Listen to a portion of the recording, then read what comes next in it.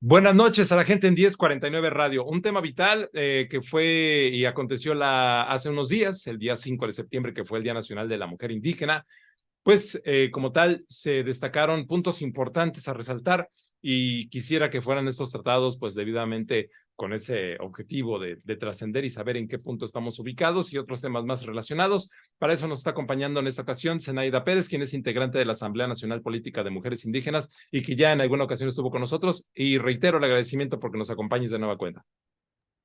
Muchas gracias al espacio y gracias por permitirnos compartir la actualización de esta agenda que llevamos pues hace más de 9 años encabezando las mujeres indígenas de México, que estamos tratando de organizarnos a pesar de pues los diferentes desafíos y obstáculos, pero nos mantenemos optimistas de que solo de manera colectiva nos podrán hacer caso. Es correcto, Zenaida, y precisamente esos desafíos que entraron, ¿cuáles fueron para poder ir visibilizando? Porque en nuestro auditorio es posible que pues, pueda conocer dentro de los múltiples y complejos casos que existen a nivel nacional en temas políticos, de seguridad, inclusive, o económicos, bueno, ¿cuáles impactan directamente al área indígena? Y primero, creo que es importante recordar que, bueno, México es un país pluricultural, ¿no? Donde en uno de sus artículos reconoce que su identidad la dan los pueblos indígenas, el pueblo afromexicano, y por ende, todas las políticas que deberían diseñarse para los que configuramos o vivimos en este país debería de ser con esa pertinencia cultural y en los idiomas propios de los territorios que habitamos. Por tanto, nuestra primera el primer obstáculo para acceder a los servicios del Estado, pues es que no están garantizados en las lenguas indígenas que hablan las personas que viven en estos territorios. Por decir un ejemplo, acceso a la salud o acceso a la justicia, ¿no? Cuando las personas llegan a los centros de salud o a los hospitales, pero son hablantes de una lengua originaria, una lengua indígena, se les complica poder entablar esa comunicación con quien está proveyendo este servicio porque la mayoría de la gente solo habla español en la prestación de servicios y quienes acuden hablando otra lengua, pues se les complica, aunque se diga que este derecho es básico y que el servicio debe ser gratuito, pues las personas tienen que trasladarse a otros lugares, pero además se les da la tarea de que tienen que buscar intérpretes o traductores cuando ya hay una ley nacional, ¿no? La ley de derechos lingüísticos que reconoce que esto tiene que ser provista por el Estado, lo cual pues hasta el momento ha sido una deuda grande. En algunos casos básicos se cumple, pero en la mayoría no. Lo mismo sucede en el acceso a la justicia. Si de repente la persona es acusada por algún delito o es víctima de algún delito y se tiene que ir a las otras instancias a resolver cuando no se puede en la comunidad, pues lo mismo, ¿no? No está garantizado que cuenten con intérpretes para que puedan comunicar en sus propias lenguas y demandar este acceso a la justicia con pertinencia cultural. Yo diría que eso es básicamente los dos desafíos en el uso de la lengua. Y bueno, ya hablar de otros derechos un poco, pues más de segundo nivel, por decirlo así, o sea, que no es de sobrevivencia, sino es de buscar el derecho, por ejemplo, a la participación política. Hemos visto en las últimas elecciones, sobre todo del 18, que no termina la simulación, ¿no? Entiendo que hubo una modificación legal donde debería de asignarse cuotas específicas, sobre todo en la Cámara de Diputados, para personas indígenas y que estos pudieran ocupar estas curules. Son las medidas que le llaman compensatorias para que quienes no han podido estar en estos espacios de representación, pues puedan ocuparlos y desde ahí empujar ciertas agendas o estos derechos que no los ve la persona que no vive estas condiciones, ¿no? Y aunque se ha asignado esa cuota, se peleó por los partidos, con el tribunal, con el INE, hasta que se resolvió que sí haya estos lugares, lo están ocupando personas no indígenas, ¿no? Que haciendo compadrazgos o cacicazgos con otros liderazgos tradicionales, pues han logrado estos avales de manera, pues, por corrupción o por otros pactos y acuerdos, y ellos están ocupando estos espacios que en la ley están asignados para personas indígenas. Entonces, por donde le veamos, siempre están haciendo trampas para no garantizar derechos, que bueno, uno lo dice, ya está en la Constitución, ya está en el reglamento internacional, y no lo logran respetar, ¿no? Y no estamos hablando de personas indígenas que no fueron a la escuela, estamos hablando de la clase política Es que correcto. estudió, que tuvo oportunidades y que aún así está haciendo trampas, ¿no? Es correcto. Y me parece muy delicado el tema en cómo vi el boletín de prensa en el cual dice utiliza nuestra imagen, pero no garantiza nuestros derechos y lo está resumiendo por completo en esto. Acá en Nayarit, por ejemplo, se tiene a una legisladora local, pero no habla la lengua como tal, entonces, y se atavía y viste y se identifica como tal. El propio ejecutivo estatal dice y enarbola que dice nuestros hermanos, los indígenas, pero va uno a las comunidades y ve un descuido total y un abandono en algunas ocasiones, hay un sesgo total, entonces solamente son cartas políticas que año con año se han ido trascendiendo y queriendo solamente enfocar para poder capitalizar votos, ¿no? Que es lo que lamentablemente pareciera textualmente, porque en materia de desarrollo se requiere bastante y se necesita mucho compromiso. Totalmente, justo quisimos así, tras varias reflexiones, como pensar por dónde vamos a poner el foco en esta ocasión.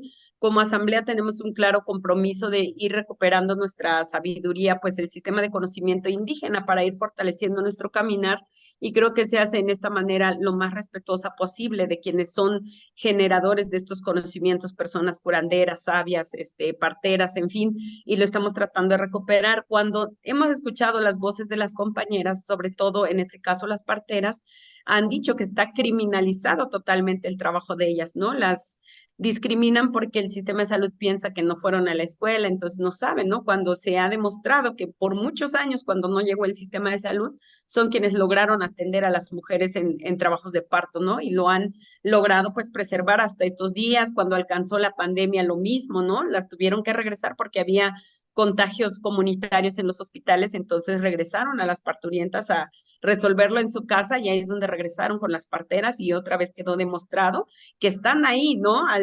Al filo del riesgo, de poner en riesgo su propia vida, tuvieron que atender. Entonces, todo eso se tendría que reconocer y por el contrario, ¿no? Creo que lo hemos visto más en este sexenio también, cómo se ha utilizado, ¿no? Las danzas tradicionales, las lenguas, el folclore de lo indígena para validar ciertos megaproyectos como la imposición del tren, en fin, como varios proyectos que no son consultados con los pueblos o no consultados de manera pertinente para que en libertad pudieran decidir si quieren o no esos proyectos, porque al final no solo es decir sí o no, sino qué servicios se estarían viendo afectados. Y solo poniendo el ejemplo del Tren Maya, en Calakmul particularmente, desde hoy la gente está con problemas de agua, ¿no? Entonces, si llegan esos megaproyectos, el agua se va a ir hacia las empresas hoteleras posiblemente y se va a quedar descobijada la comunidad, que va a traer como consecuencia pues el desplazamiento forzado, ¿no? Aunque no les pongan armas, pues la gente se tiene que mover porque tiene que sobrevivir.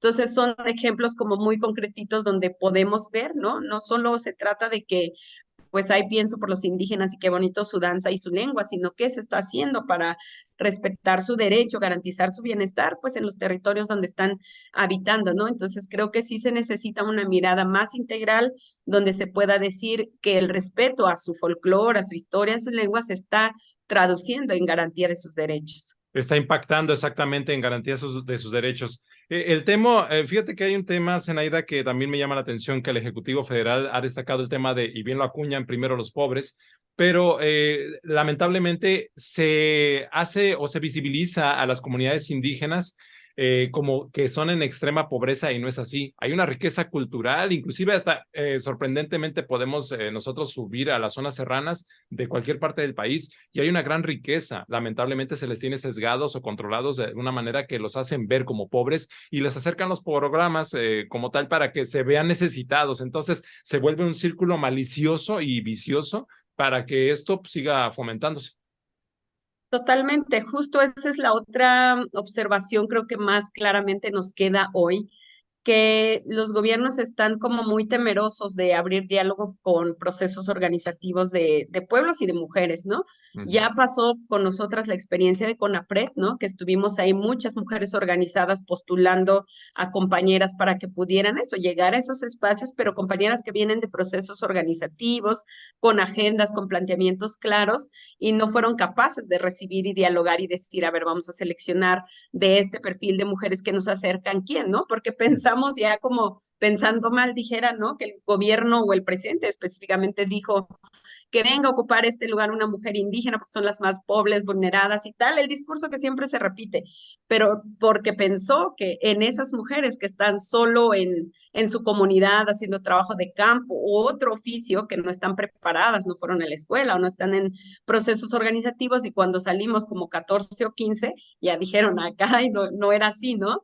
Entonces creo que ahí se demuestra, ¿no?, que no hay capacidad de reconocer como a las mujeres indígenas como sujetas de derecho, con agenda, con voz propia, y que siempre se está pensando en hacer tutelaje, justo esto que compartes. Entiendo que adentro del mismo partido y del mismo equipo legislativo han, creo que, puesto en diálogo esto, ¿no? ¿Qué necesitan los indígenas o los pobres? Porque al final la frase así dice, ¿no? Primero los pobres, primero los indígenas. Entonces, efectivamente nos quieren ver como estos sujetos dependientes, estamos necesitando, o nos conformamos con las despensas o las láminas que nos quieran aventar en el sexenio o en tiempos electorales, ¿no? Y cuando salen procesos organizativos, como la articulación que llevamos nosotras, como que de repente es, bueno, pero son ustedes, pero yo quiero ir con el pueblo, ¿no? Con la base.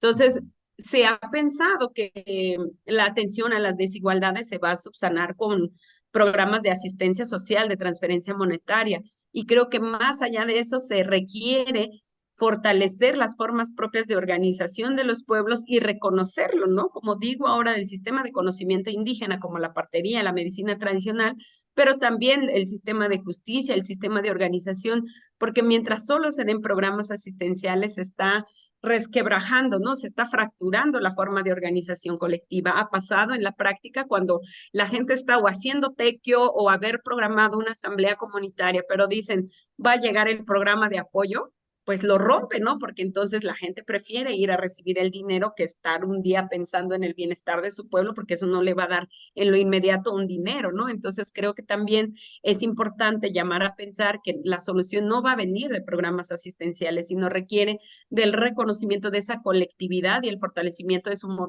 de organización, porque al final, cuando hablamos de justicia, si se lograra resolver en la propia comunidad, los ministerios públicos o los jueces no tendrían montones de expedientes sin poderlo sacar, tenerlos ahí empolvado. Entonces se trata eso, de reconocer que hay otras formas de organización que pueden eficientar el acceso a estos servicios, y que en recompensa a ese trabajo, a esa contribución que hacen para, pues eso, coadyuvar a la atribución, a la obligación que tiene el Estado de garantizar derechos, pues podría hacerlo de esa manera. Entonces creo que implica eso, un cambio de visión, y ahí un poco lo conecto con este tema del pendiente de la reforma indígena y afromexicana, ¿no? Al inicio del sexenio la gente lo vio con todo el fervor, todo el entusiasmo de que se pudiera recuperar, si recordarán los pendientes que quedaron de los acuerdos de San Andrés cuando el levantamiento zapatista.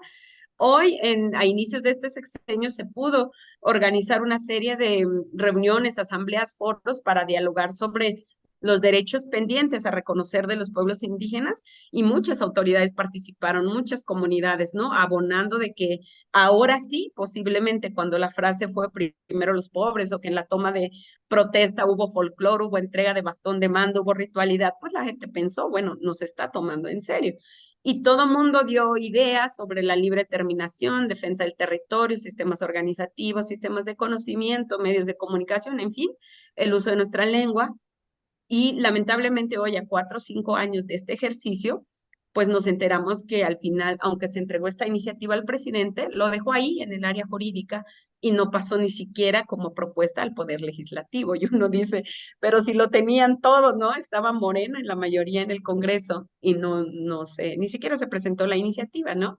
Entonces yo creo que sí es muy delicado entenderlo así, aunque yo reconozco que hay algunas cosas que han avanzado, pero en el reconocimiento del derecho colectivo de los pueblos, la verdad es que sí se está quedando corto, ¿no? Y aún así hoy se sigue utilizando por cualquier partido, ¿no? Porque todos se han montado en esta idea de lo indígena es lo de moda hoy, y siguen haciendo eso, ¿no? Tanto el bastón, tanto la vestimenta, tanto la adscripción, todos están utilizando lo indígena pues para sumar sus votos. Es correcto. En esta Asamblea Nacional Política de Mujeres Indígenas, para regresar un poquito a esto que acaban de tener, y que bueno, hay un tema muy grande y pendiente, se reconocieron unos puntos de planteamiento donde existen pues algunas cosas que han quedado pendientes, y son no 1, 2, 5, ni 8, ni 10, son 11 puntos que están pendientes, Zenaida. Entonces, todos tienen un carácter prioritario porque son compromisos que se asumieron desde, como bien lo dices, que llega el Ejecutivo Federal a ocupar este puesto.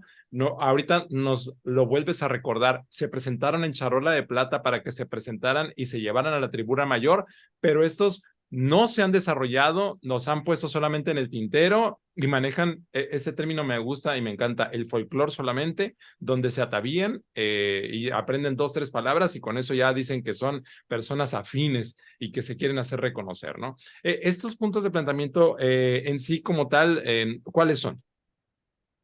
Sí, puedo tal vez también compartir los ejemplos como muy concretos, ¿no? Hay Bien. cosas cuando digo que avanzan.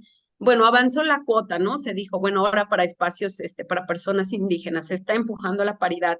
Pero lo que cuando algunas compañeras logran entrar a espacios, por ejemplo, de participación política, y hablemos en específico del poder ejecutivo, porque casi no se habla, se asignan las curules en el legislativo y ahí la usurpación, lo que ya platiqué, pero al poder ejecutivo dónde pueden caber las mujeres indígenas, ¿no? En general las están poniendo en, pues este es el área de atención indígena o a grupos vulnerables o al órgano municipal de tal atención a grupos, pero la realidad es que sí crean el espacio, las ponen ahí, pero no les dan presupuesto para ejercerlo, ¿no? Entonces creo que aunque nuestras demandas son bloques grandes, ir al detalle de ese ejercicio de derecho tampoco lo está garantizando, ¿no? Entonces, por ejemplo, en ese caso, la actualización, digamos, que tenemos en el punto cuando dijimos que se garantice la participación política de mujeres en todos los espacios de decisión, estas están siendo las experiencias, ¿no? Que las ponen, pero no les ponen, etiquetan presupuestos con cuál funcionar. Esta es la misma situación de las casas de la mujer indígena, que son modelos de trabajo encabezados por las propias mujeres de procesos organizativos para atender violencia de género o derechos sexuales y reproductivos en contextos indígenas, han funcionado bien, han caminado bien, pero su presupuesto sigue dependiendo de la voluntad del titular, por ejemplo, en este caso del Instituto Nacional de Pueblos Indígenas, o de quienes pelean el anexo 13, ¿no? Del presupuesto que se saca cada año, ¿no? Entonces, en ese sentido, ha faltado que tengan presupuestos etiquetados para poder cada año, pues eso, que sean presupuestos progresivos y no que se queden ahí como esperando a ver si el titular de hoy o la titular de hoy decide darnos dinero para seguir funcionando. Creo que la labor lo están haciendo bien, pero el presupuesto ha sido una de las debilidades y recordemos que al inicio de este sexenio sufrieron un recorte muy fuerte y la cosa es que con la articulación de muchas compañeras aliadas en la academia, en organizaciones, pudimos lograr cierta recuperación, pero aún así hoy se los están manejando, pues ya ven, les aumentamos presupuesto, cuando es apenas que están recuperando lo que les quitaron, ¿no? Hablamos, por ejemplo, también de los datos desagregados, nos damos cuenta que cuando luego nos entrevistan, ¿no? Y nos dicen, bueno, pero entonces, ¿ha aumentado la participación de las mujeres indígenas o no? No hay fuentes oficiales para poderlo medir, ¿no? Entonces, cuando vamos con el INE o vamos con la Cámara de Diputados y les decimos, oigan, pongan en su ficha de registro, cuando recaban candidaturas, pongan de qué pueblo se adscribe esta gente para poder saber y monitorear. Y luego han argumentado, no, es que eso es discriminatorio, van a decir que ahora los queremos clasificar en tal o cual, y nosotras, bueno, empiecen el ejercicio y en el camino se va corrigiendo, ¿no? Porque al final hasta que los sujetos no participen ahí, no van a saber si eso es discriminatorio o no, pero para nosotras sería un indicador de que si efectivamente la participación es progresiva o estamos yendo para atrás, que en el término real a nosotras nos parece que vamos para atrás, porque otros están ocupando la curul, aunque ha sido hecho para personas indígenas, ¿no? Eso es otro caso. A lo último que se agregó también en el mismo de los datos desagregados, pues son de las defensoras desaparecidas, ¿no? O sea, hay una demanda que tenemos en los 9 puntos que dice protección y garantía a personas defensoras de derechos indígenas o activistas defensoras de derechos humanos.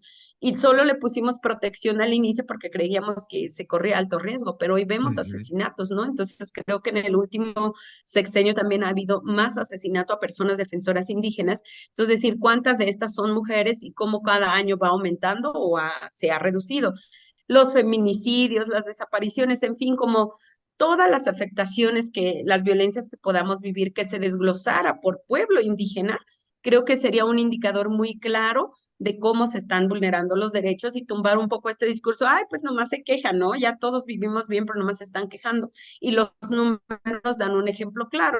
Así sucedió con la última encuesta que se sacó de ingreso en los hogares. Si uno se compara frente a los hombres, digamos, mujeres frente a hombres en medio nacional, están en desventaja las mujeres, pero mujeres mestizas o no indígenas frente a indígenas están más en desventaja las indígenas.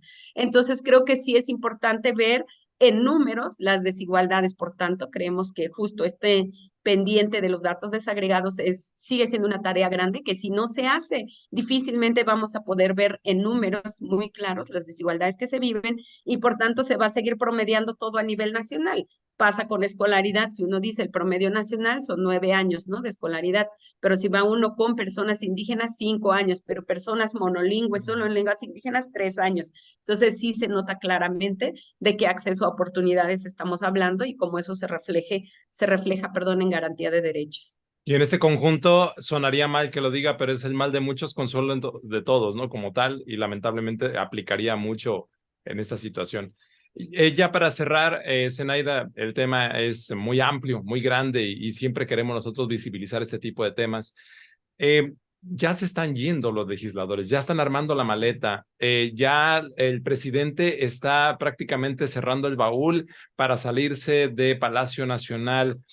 Muchos actores políticos empiezan ya a salir del baúl y empiezan en este titiritero a bailar, a ataviarse, a hablar bonito.